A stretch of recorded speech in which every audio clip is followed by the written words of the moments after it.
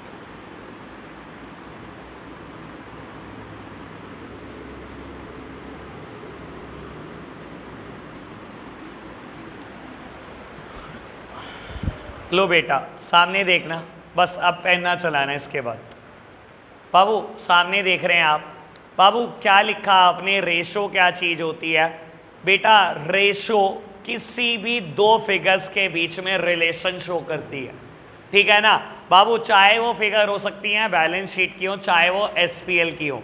आज आप जब एक दो रेशो पढ़ लोगे तो आपको क्लैरिटी हो जाएगी मैं क्या कहने की कोशिश कर रहा हूँ।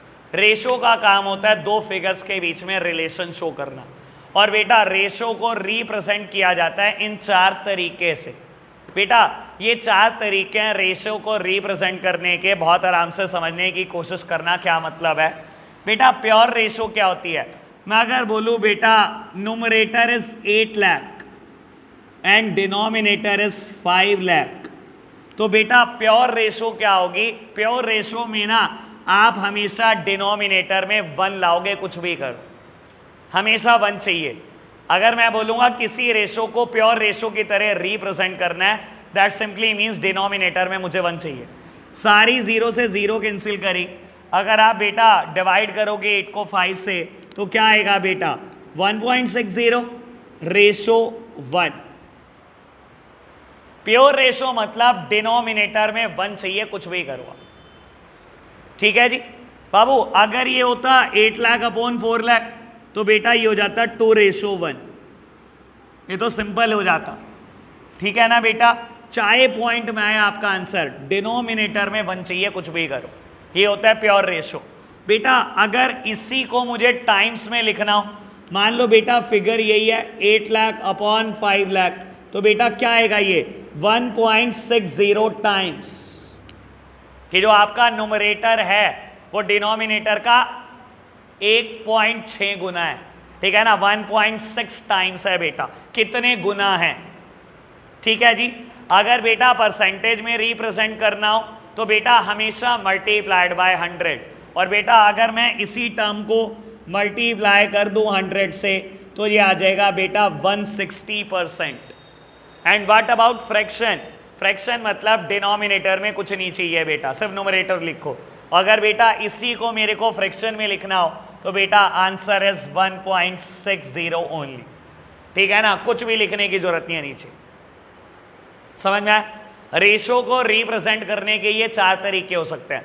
हमने बहुत सारी तरीके की रेशो पढ़नी है, कुछ को हम परसेंटेज फॉर्म में डिनोट करते हैं, कुछ को हम बेटा टाइम्स में डिनोट करते हैं, कुछ को हम प्योर रेशो की फॉर्म में डिनोट करते हैं और कुछ को फ्रैक्शन में। समझ आई बात? लिखना फटाफट से। चलो बेटा अभी एक नया टॉपिक लिखते हैं, type of ratios. Concept number 62 sorry, concept number 62 types of ratio. फटाफट से हेडिंग लिखो बेटा।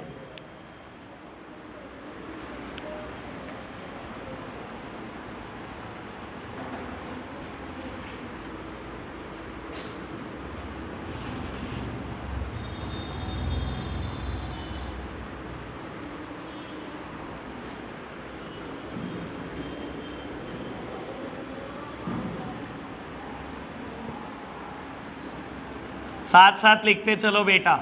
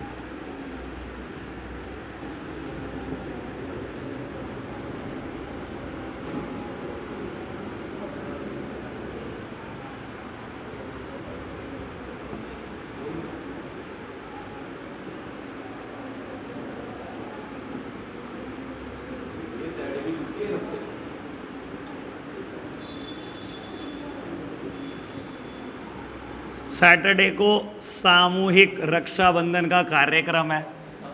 हाँ, सारी लड़कियां बैच के सारे लड़कों को राखी बांधेंगी। हाँ, वो तो पता ही था मेरे को, तेरे दिल में ही चोर है।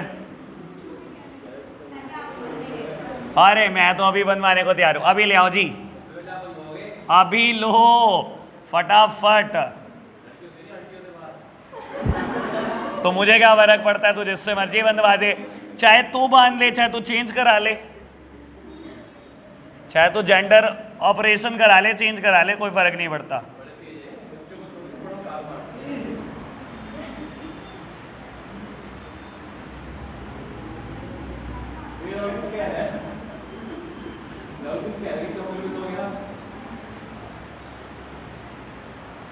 लिखता रहे बेटे।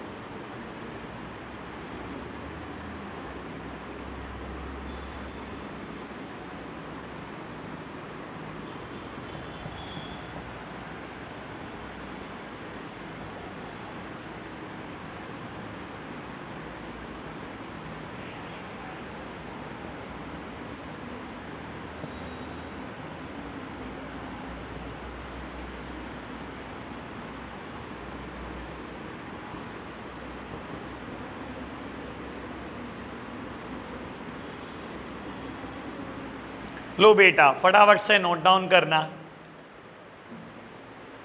चलो बेटा बाबू, आज हमें लिक्विडिटी रेशो फिनिश करनी है। आप ये समझ लो कि मैंने एक बार मैटर सब पे लिखवा दिया आपको, जैसे जैसे स्टार्ट करेंगे तब रीड कराऊंगा बेटा कि मैंने स्टेटमेंट क्या लिखवाई थी। रट्टा मत मारना प्लीज, ठीक है ना। आप रट्टा मार लोगे कुछ दिन कहानी निभेगी बेटा, लेकिन ये चीजें कभी लॉन्ग टर्म नहीं होती।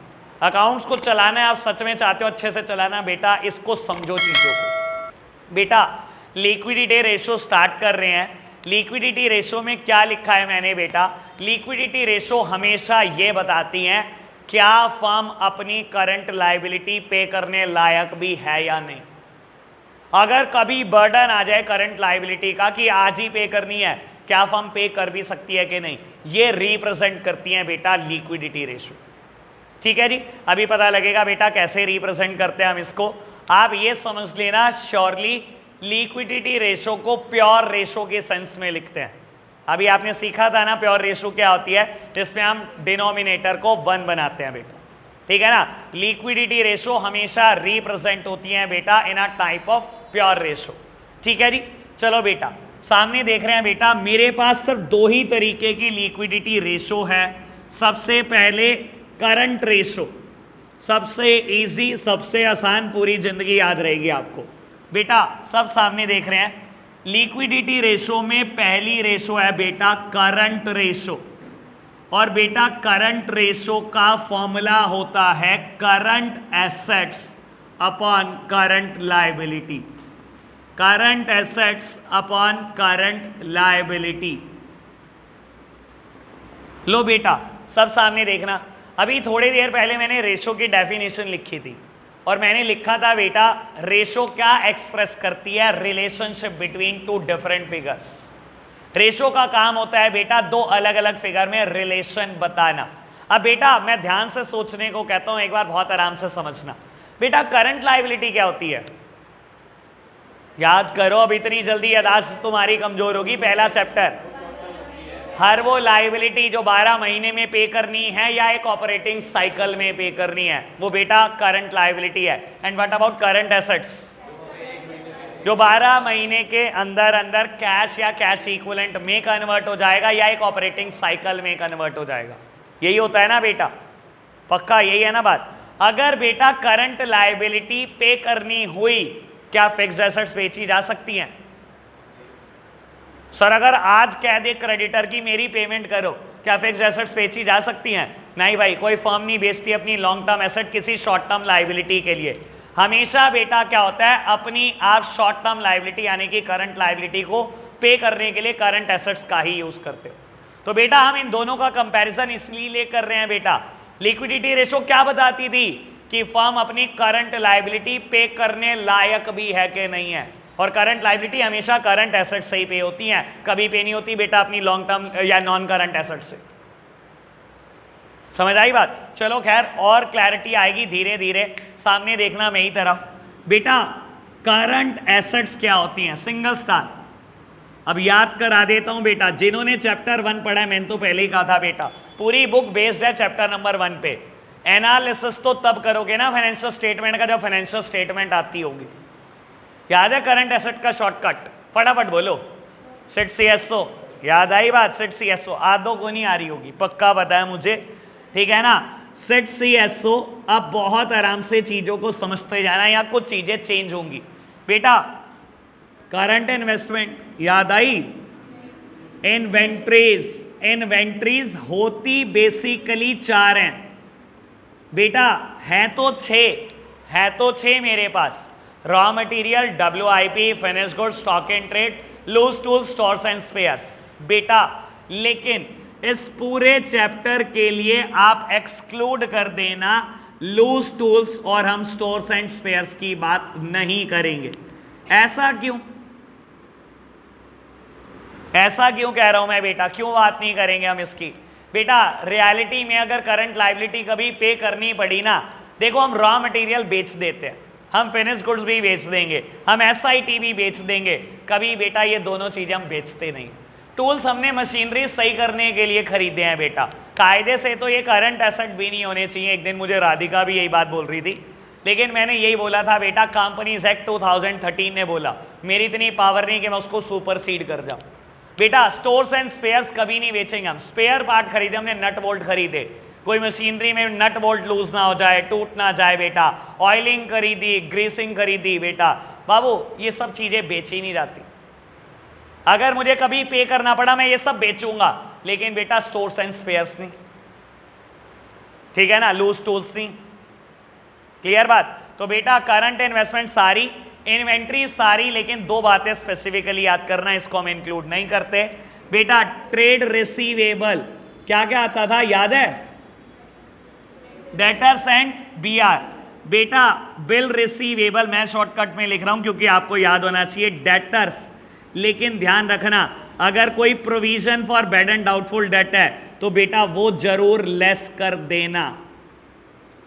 मैं ऐसा क्यों बोल रहा हूं बेटा? देखो हम ओवर एस्टिमेशन कभी नहीं करेंगे। मैंने डेटर से 1 लाख रुपए लेने हैं, मैंने डेटर से 1 लाख रुपए लेने हैं, लेकिन बेटा मुझे अंदाजा है 5% पैसे नहीं आएंगे। मैंने 5,000 रुपए का प्रोविजन बनाया। अगर मैं बेटा इसको दिखाऊं ही ना और करंट एसेट को 1 लाख शो करता रहा हूं, डेटर को 1 लाख शो करता रहा हूं, तो बेटा कहीं ना कहीं मैं ओवर एस्टिमेशन कर रहा हूं। जब पे करना पड़ेगा ना तो पूरे पैसे आएंगे नहीं, और आपने पहले से ओवर एस्टिमेशन करा होगा तो आप कहीं ना कहीं अकाउंट्स को गलत शो कर रहे हो। ओवर एस्टिमेशन नहीं करना हमने बेटा, ठीक है ना। हमने अपने बिजनेस की करेक्ट रिपोर्टिंग करनी है, ठीक है ना। जब आपको पक्का पता है ये 5,000 नहीं आने वाले, आपने इसके लिए ही प्रोविजन बनाया, तो बेटा क्यों दिखाओगे कि आप 1 लाख आने वाला है फ्यूचर में? ठीक है ना जी, बात समझ में आई बेटा। कैश एंड कैश इक्विवेलेंट वो सारी बातें आती है इसमें, तो खैर cash in hand, cash at bank, cheque, draft in hand, सब कुछ याद है आपको। Short term loans and advances बेटा सारे आते हैं। अदर करंट एसेट्स में क्या क्या आता था? प्रीपेड आता था, अब याद ही नहीं आने का इनको कुछ। प्रीपेड एक्सपेंसेस आते थे, एडवांस टैक्सेस आते थे, कुछ याद है दीन दुनिया के? अनएक्रूड इनकम्स, तो बेटा वो सब बातें आने वाली है। यानी कि मैंने आपको बोला कि करंट एसेट्स में आपने 2 बातें स्पेसिफिकली याद रखनी है, ना तो मैं इंक्लूड करता लूज टूल्स और बेटा स्टोर्स एंड स्पेयर्स को, और ना मैं इंक्लूड करता provision for bad and doubtful debt को, यानी कि दोनों चीजें एक्सक्लूड होंगी। And what about current liability? याद कराना इसका शॉर्टकट। होए याद ही नहीं आ रहा। एस्टॉस, क्या यार तुम कैसे से हो यार, इतना रटवाया तुम्हें, सुन सुन के थक गया, अभी भी याद नहीं आ रहा इन्हें। शॉर्ट टर्म बोरोइंग्स बेटा मैं बस ये एग्जांपल याद कराओ। शॉर्ट टर्म बोरोइंग में खत्म है मामला। Bank overdraft and CC, bank crash credit limit, ठीक है ना। Trade payable, BP and creditors, other current liability, ये ज्यादा नहीं 13 थी, याद नहीं है क्या? अनक्लेम्ड अनपेड डिविडेंड, ठीक है ना। Matured debenture, current maturity of debenture and it's interest, ठीक है ना। आउटस्टैंडिंग एक्सपेंसेस की बात थी, वो सारी बातें। एंड बेटा last one is short term provision, mainly provision for taxation, याद रखना। बाकी तो सब है ही है जो है बेटा, ठीक है ना। तो बाबू ये है हमारी करंट एसेट्स और करंट लायबिलिटी। कुछ कुछ तो याद आया ही होगा यार इतना बोलने के बाद, ठीक है ना। आ जाएगा और धुंधली धुंधली यादें, लेकिन बता रहा हूं चैप्टर 1 याद नहीं तो ये चैप्टर हो नहीं सकता, बोल जाओ, हो ही नहीं सकता, खत्म है कहानी यहीं बेटा। अब सबसे काम की बात, आइडियल रेशो क्या होती है करंट रेशो की? बेटा आइडियल रेशो मतलब कब माना जाता है कि करंट रेशो कंपनी की बहुत अच्छी है, या कंपनी अपनी हर हाल में शॉर्ट टर्म लायबिलिटी तो पे कर देगी कुछ भी हो जाए। अगर बेटा आइडियल रेशो 2:1 है तो माना जाता है कुछ भी मुसीबत आ जाए कंपनी के ऊपर, अगर आज भी पैसे मांग लेंगे ना सारे लोग तो कंपनी आज भी उतार देगी सारा पैसा, अगर ये 2:1 है तो। क्योंकि देखो बहुत सारी चीजें ऐसी हैं बेटा जो एट वंस नहीं बिकती करंट एसेट्स में। आप मानते हो इन्वेंट्री ऐसी चीज नहीं है जो अभी बिक जाएगी? यार दुकान चला रहे हो, ऐसा थोड़ी होता है बेटा रोज का रोज सारा माल बिक जाता है, धीरे धीरे बिकती है ना बेटा। तो बेटा अगर ये 2:1 है तो आप मानते हो आइडियल रेशो है बेटा, क्योंकि अगर इन्वेंट्री नहीं भी बिकी तो बहुत सारी और करंट एसेट है जो आज बिक जाएंगी, आज ही उतार देंगे हम सारा पैसा। तो अगर करंट रेशो 2:1 है, it is ideal situation for any business. रट्टा तो नहीं मार रहे ना, समझ में आ रहा है ना। मैं बहुत सारे ऐसे टीचर्स को भी जानता हूं, बोलते आते हैं करंट रेशो का फॉर्मूला C/CL, चलो जी बेटा क्वेश्चन शुरू कर दो। सर अपना वो वाला काम है नहीं, समझ ही नहीं आता बेटा रटवाऊं कैसे चीजें। आप रीड करना सीखो अकाउंट्स को, क्लियर हुई बात? नो बाबू बुक से ही इलस्ट्रेशन करेंगे, 128 इलस्ट्रेशन जितनी जंग है ये, 206 पेज का चैप्टर है जो हमें पूरा करना है 1 हफ्ते में, ठीक है जी। आज बस ज़्यादा नहीं 50 एक क्वेश्चन होमवर्क दूंगा। इलस्ट्रेशन 1 to 25 और क्वेश्चन नंबर 1 to 25। अच्छा चलो रो ना, कोई नहीं, हो जाता है ऐसा, जिंदगी में आ जाता है कभी कभी कोई मुश्किल चैप्टर। चलो जी, कोई नहीं बाबू, अभी सबको देखा जाएगा देर से, मेरा भी तेरे से ऐसा चेहरा देखा नहीं जा रहा। चलो जी, इलस्ट्रेशन नंबर 1 पेज नंबर 5.9, फटाफट से बेटा बुक्स निकालो। इलस्ट्रेशन नंबर 1, अच्छा ये नोट नहीं किया, कर लो, ये नोट कर लो पहले फटाफट से। बेटा कई बार ना क्वेश्चन आपसे कहेगा कि करंट रेशो कैलकुलेट करो और बेटा कमेंट कर दो, ठीक है जी। आपने करंट रेशो कैलकुलेट करी, लेट सपोज रेशो आती है 2.5:1। बेटा अब आपको कहता है कमेंट करो रेशो के ऊपर।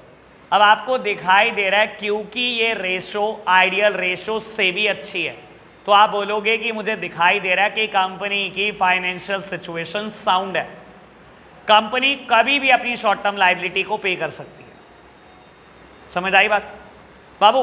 अगर ये आता मान लो 1.7:1, आइडियल रेशो नहीं आई ना, तो आप क्या लिखोगे? कंपनी की पोजीशन सैटिस्फैक्टरी नहीं है, ठीक है ना। ऐसा हो सकता है कि कभी शॉर्ट टर्म लायबिलिटी अराइज हो जाए तो शायद कंपनी पे नहीं कर पाए। अगर आइडियल रेशो से अच्छी तो हमेशा लिखना साउंड है सिचुएशन, और अगर कम है बेटा तो लिखना सैटिस्फैक्टरी सिचुएशन नहीं है। ये समझ आई बात? अभी धीरे धीरे बेटा आपको और बातें भी पता लगेंगी। मैंने आपको बताया था लिक्विडिटी रेशो में मुझे 2 रेशो पढ़ानी है, अभी मैंने 1 लिखी है बेटा, एक और लिखूंगा, ठीक है। अभी लिखूंगा, पहला एक क्वेश्चन करेंगे बेटा इस पर बेस्ड, ठीक है जी। चलो बाबू, इलस्ट्रेशन नंबर 1 फटाफट से रीड करेंगे। कहता है from the following compute the current ratio and give your comment on it. बेटा मुझे रेशो के ऊपर कमेंट भी देना है अपना, ठीक है जी। अब आपको बता देता हूं, अगर ढंग से याद होगा करंट एसेट्स क्या हैं, ढंग से याद होगा करंट लायबिलिटी क्या है, तभी निभेगी कहानी, वरना निभेगी नहीं। क्योंकि क्या करेगा ये, इतनी सारी बेटा एक्स्ट्रा फिगर्स देगा कि आपको याद नहीं आएगा कि करंट एसेट करंट लायबिलिटी थी क्या। सोच के लिखना। अब देखो पहली फिगर ही एक्स्ट्रा है, नॉन करंट इन्वेस्टमेंट। यार ये तो F&DLO में आती थी, ये तो हमारी नॉन करंट एसेट्स में आती थी, नॉन करंट इन्वेस्टमेंट। यहाँ क्या कर रही है, ऐसे ही जबरदस्ती दे रखी है कंफ्यूज करने के लिए। बेटा करंट इन्वेस्टमेंट, फिर देता है इन्वेंट्री इंक्लूडिंग लूज टूल्स। मुझे तो लूज टूल्स चाहिए नहीं होते बेटा। ट्रेड रिसीवेबल में डेटर BR देता है, अगर प्रोविजन देता माइनस कर देता। अभी बताया ना बेटा, डेटर में प्रोविजन नहीं लेना मुझे। बेटा ट्रेड पेबल देता है, लॉन्ग टर्म बोरोइंग मुझे कुछ करना ही नहीं लॉन्ग टर्म बोरोइंग का। शॉर्ट टर्म बोरोइंग ये करंट लायबिलिटी का पार्ट होती है, सबसे पहला नाम ही बेटा स्टोर्स में एस का है, शॉर्ट टर्म बोरोइंग का। देन बेटा शॉर्ट टर्म प्रोविजन, बाबू ये रहा प्रोविजन फॉर टैक्सेशन और कैश एंड बैंक बैलेंस। तो मेरे पास बहुत सारी करंट एसेट, बहुत सारी करंट लायबिलिटी हैं। आप पेपर में करोगे कैसे, लो समझो कि पेपर में इतनी सारी फिगर्स आएंगी, कैसे करनी है बाबू। आपने क्या करना है, फॉर्मूला ऐसे ही लिखना है, करंट रेशो किसके बराबर है, CA/CL। जो जो करंट एसेट दिखाई देती रहे उसका नाम लिखते जाओ, जो जो करंट लायबिलिटी दिखाई देती रहे उसका नाम लिखते चले जाओ। पहले नॉन करंट इन्वेस्टमेंट नहीं होती बेटा, देन करंट इन्वेस्टमेंट। बेटा करंट इन्वेस्टमेंट एक करंट एसेट है, सबसे पहले ये लिख लो, करंट इन्वेस्टमेंट प्लस क्या दे रखा है बेटा, इन्वेंट्रीज। बेटा लिख दो इन्वेंट्रीज, याद रखने के लिए ऐसे भी लिख सकते हो क्योंकि इसमें इंक्लूडिंग लूज टूल्स दिया है, लेकिन मुझे चाहिए एक्सक्लूडिंग लूज टूल्स, तो बेटा एक्सक्लूड कर देना लूज टूल्स को। ओके बात, आगे बढ़ना बेटा। ट्रेड रिसीवेबल, नेक्स्ट आइटम क्या दिया बेटा, trade payable. Trade payable, trade payable क्या है, current asset current liability, current liability. तो लिखो बेटा trade payables. Then long term borrowing, कहां लिखूं भाई लॉन्ग टर्म बोरोइंग बाबू? हाँ बाबू लिखता हूं अभी। लॉन्ग टर्म बोरोइंग कहां से आई, चलो जी शॉर्ट टर्म बोरोइंग, कहां लिखना सारंग शॉर्ट टर्म बोरोइंग को?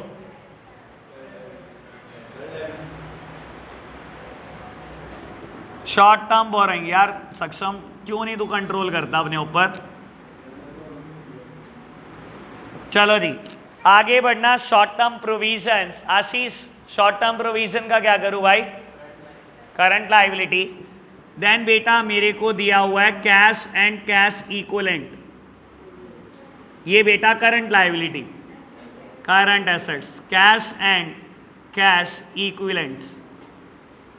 लो बेटा, मैंने बाबू सारे के सारा फॉर्मूला बना दिया जैसा मेरे को क्वेश्चन ने दिया था, ठीक है ना। फिगर पुट करो, आंसर आना चाहिए बेटा। करंट एसेट्स आएंगी 480, करंट लायबिलिटी आएंगी 2 लाख। बाबू रेशो आएगी, प्योर रेशो की फॉर्म में रिप्रेजेंट करना है, 2.4:1। कमेंट करना, आइडियल रेशो से अच्छी है, क्या करूं? कंपनी की पोजीशन साउंड है, कभी भी शॉर्ट टर्म लायबिलिटी या करंट लायबिलिटी अराइज होती है कंपनी पे कर देगी। समझ आई बात? बाबू सेकंड रेशो लिक्विडिटी में कुछ नहीं होता, सैटिस्फैक्टरी लिख लो या साउंड लिख लो, एक ही मतलब होता है, ठीक है जी। बाबू अभी देखना आगे वाले क्वेश्चन में साउंड लिखा होगा, इससे कोई फर्क नहीं पड़ता है, नॉट सैटिस्फैक्टरी। चलो जी बाबू, अभी मेरे को क्या करना है, मुझे लिक्विडिटी में ही दूसरी रेशो पढ़ानी है, ठीक है जी। बाबू देखते हैं जरा दूसरी रेशो क्या है। पहली रेशो थी करंट रेशो। बाबू करंट रेशो किसके बराबर थी? करंट एसेट्स या करंट लायबिलिटी के। दूसरी रेशो है बेटा क्विक रेशो, क्विक रेशो या एसेट टेस्ट रेशो या लिक्विड रेशो, तीनों इसी के नाम है बेटा। लो बेटा सामने देखना, तीन नाम है इसके बेटा। अभी अब लिखो मत, 5 मिनट के बाद मैं मौका दे रहा हूं, पहले इस चीज को समझ लो बहुत आराम से, एनालिसिस करना जरूरी है बेटा। Liquid ratio, acid test ratio या क्विक रेशो बोलते हैं, मैं तो मेनली इस नाम से बुलाऊंगा इसको बाबू लिक्विड रेशो। ये बेटा करंट एसेट्स से भी ज्यादा लिक्विड है बाबू। बाबू हम इसमें क्या करते हैं, अपनी लिक्विड एसेट्स को कंपेयर करते हैं विद द करंट लायबिलिटी। अब लिक्विड एसेट्स क्या होती हैं? जो बिल्कुल ही कैश के बराबर है बाबू। मेनली करंट लायबिलिटी वो होती हैं जो 12 महीने के बाद, 12 महीने के अंदर अंदर पे करनी है बेटा।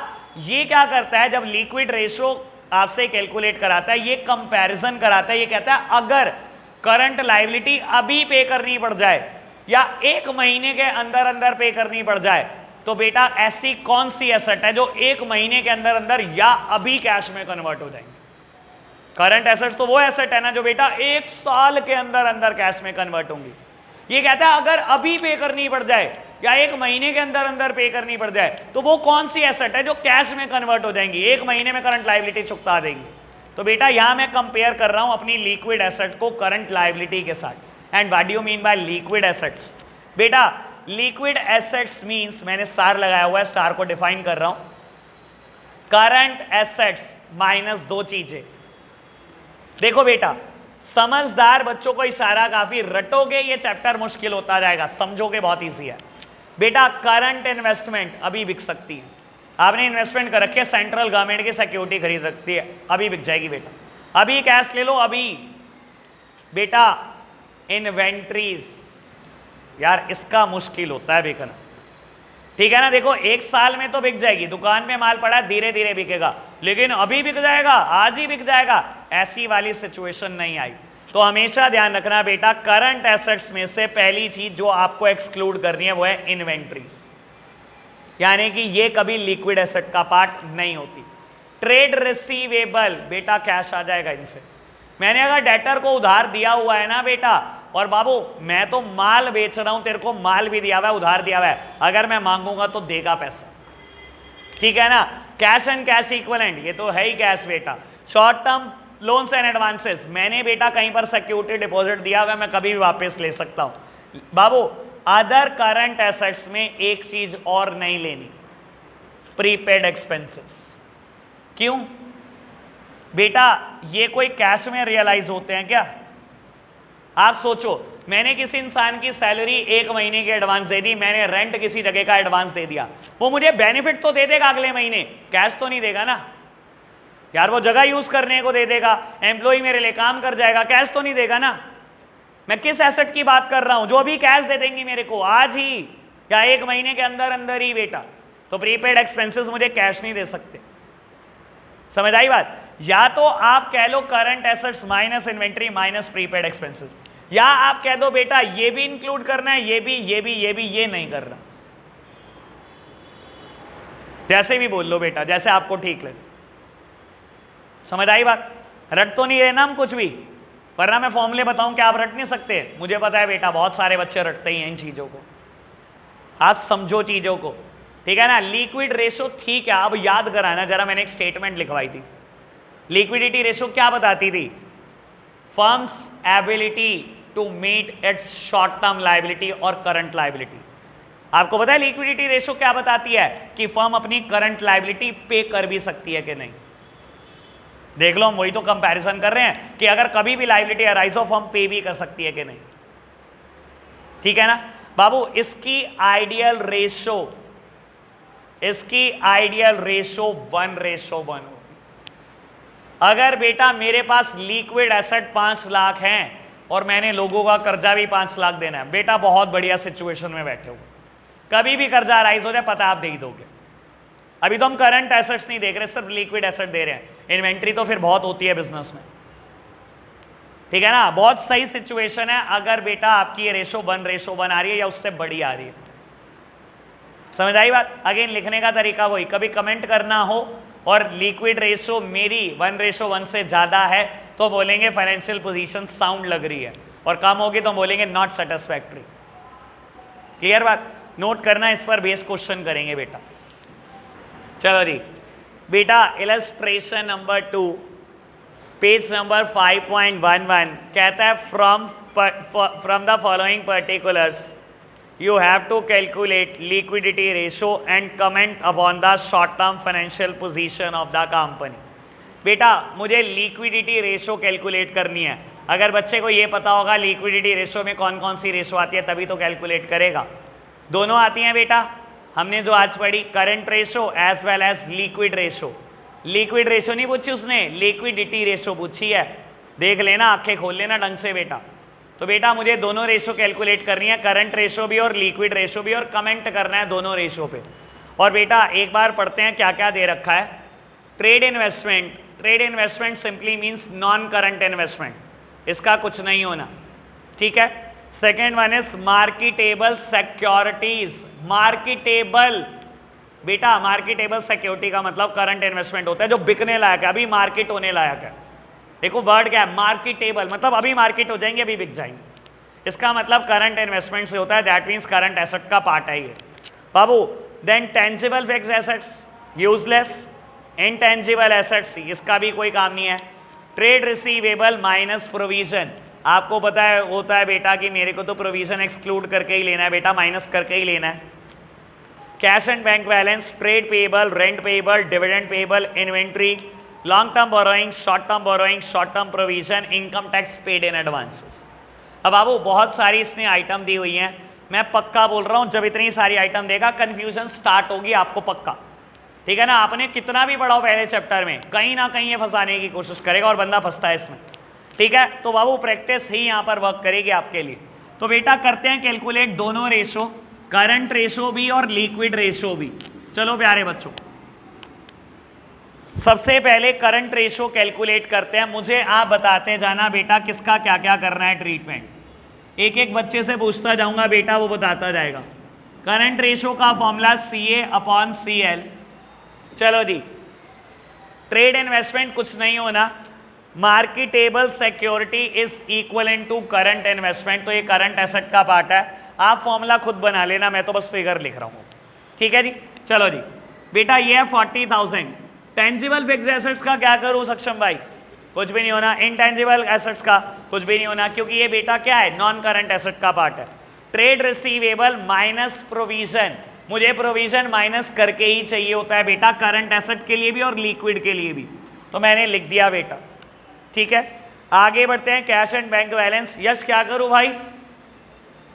करंट एसेट्स, ट्रेड पेएबल, सुहानी क्या करूं बेटा?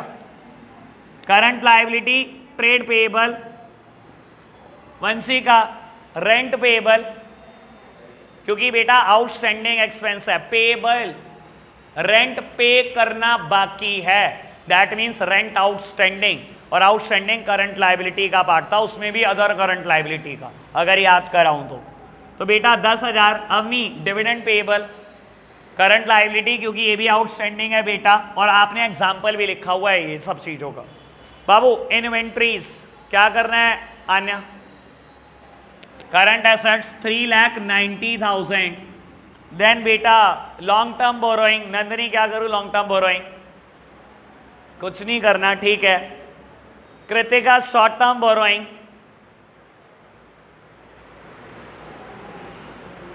क्या हुआ, कुछ नहीं करना है ना, बोल बाबू, नहीं करना, ठीक है। खुशी क्या करो इसका, अरे शॉर्ट टर्म बोरोइंग, एस्टोस, शॉर्टकट नहीं याद, एस्टोस शॉर्ट टर्म बोरोइंग, पहली आइटम ही शॉर्ट टर्म बोरोइंग है। चलो जी बेटा, देन शॉर्ट टर्म प्रोविजन, जिया करंट लाइबिलिटी है शॉर्ट टर्म प्रोविजन 55,000, ये काम की बात दिया। Income tax paid in advance, current asset, income tax paid in advance, that means prepaid, paid in advance, prepaid पे किया हुआ है एडवांस में 30,000। बेटा जब आप कैलकुलेट करोगे तो ये आएगा बेटा 720 एंड 240। अब फ्रैक्शन में रिप्रेजेंट कर मत आना, मोस्ट ऑफ द टाइम बच्चे पता है क्या गलती करते हैं, जब ये बेटा पूरा कैंसिल हो रहा होता है ना तो दिमाग से निकल जाता है, हम लिखाते हैं आंसर 3। बेटा ये प्योर रेशो के सेंस में आपको रिप्रेजेंट करना है, यानी कि 3:1, ठीक है जी बाबू। लिक्विड रेशो अभी कमेंट करेंगे बाद में, आप मेरी तरफ देख रहे हैं। लिक्विड रेशो का formula liquid assets upon current liability, liquid asset का formula current assets minus inventory minus prepaid expenses upon current liability. Current liability ऊपर कैलकुलेट करिए सेम। बेटा what about liquid assets, current assets का total था 720, 720 में दो चीजें नहीं लेनी, ये इन्वेंट्री है और ये प्रीपेड है। मैंने लिखते टाइम ही देख लिया था क्या इन्वेंट्री है क्या प्रीपेड है। तो बेटा 720 में से 420 चले गए, यानी कि 3 लाख, यही तो आ रहा है बेटा, ठीक है ना बाबू। ये आ रहा है 5/4, यानी कि ये आ रहा होगा 1.25:1। कमेंट करना जरा। ये भी फाइनेंशियली कंपनी की पोजीशन फाइनेंशियली अच्छी लग रही है बेटा, और यहां पर भी अच्छी लग रही है क्योंकि दोनों ही आइडियल रेशो से अच्छी हैं। ओके बात। इलस्ट्रेशन नंबर 3 आप अभी ट्राई कर रहे हो खुद से। बाबू एक काम करो, आप होमवर्क लिखो। इलस्ट्रेशन मैं ज़्यादा नहीं दे रहा हूँ आज, पहले बता रहा हूँ, लेकिन होमवर्क इसमें बढ़ेगा चैप्टर में, वरना ये चैप्टर 20 दिन भी चलता रहेगा। मैं अगर 2-2 3-3 होमवर्क देता रहूँगा, 128 इलस्ट्रेशन, ये पूरा नहीं होगा ऐसे तो बेटा इसमें होमवर्क तो ज़्यादा मिलेगा, मैं आज नहीं दे रहा हूँ बस। इलस्ट्रेशन 3, 4, 5 और क्वेश्चन 1, 2, 3, 4, 5, ठीक है। मैं आपको बता रहा हूँ बेटा, ये 8 क्वेश्चन करने में 8 मिनट लगेंगे बस, इससे ज़्यादा होमवर्क ये नहीं है, क्योंकि ये रेशो निकालना आपको भी पता है कितनी देर का काम है, ठीक है। आज के लिए हम इतना ही रख रहे हैं। अगर कल होमवर्क नहीं हुआ तो बेटा इसी दरवाजे से बाहर रहना। Bye bye.